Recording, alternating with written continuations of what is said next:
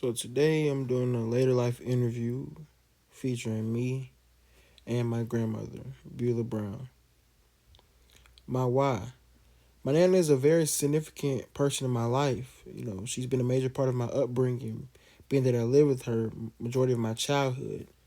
You could say, she helped raise me. So what is her name? Beulah Ann Brown. Her maiden name is Beulah Ann Billy.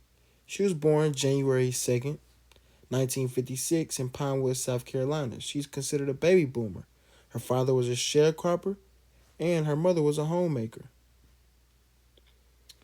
Early childhood. She attended St. Paul Elementary, now known as Dr. Rose H. Wilder Elementary.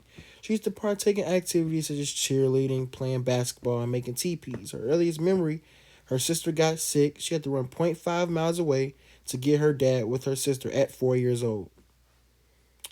Her adolescence. She attended Scotts Branch High School. During these years, she witnessed President Kennedy being assassinated, also Dr. King being assassinated as well.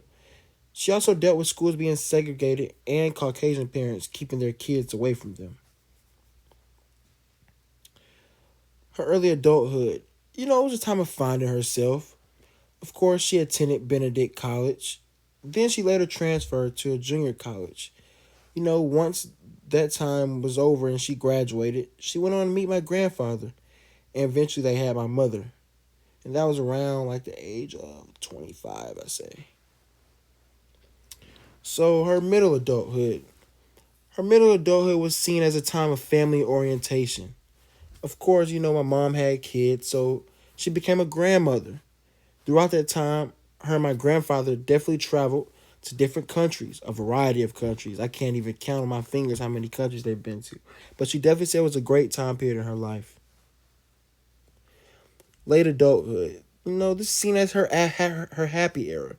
She explained this life as still full of life and is enjoying her time. She's most proud of her grandkids being born. As she said, it means so much to her. One thing she will want to be remembered as is influential, and she'll also want to be missed. If she could reduce something over, it would be going to Benedict College and graduating from there. She was just basically trying to say if she would have stayed in college, she probably would have been further in life than where she is now. Even though she doesn't regret anything, she just feels like if she would have changed that, she could definitely been at a higher peak. And before we go, one thing my nana wanted to advise myself and others who are in early adult stage would be to make the right decision. And if you choose to follow someone with knowledge and sense. Because following someone who has no aspiration to get nowhere is going to lead you down the wrong road. And you're not going to be able to get anywhere in life.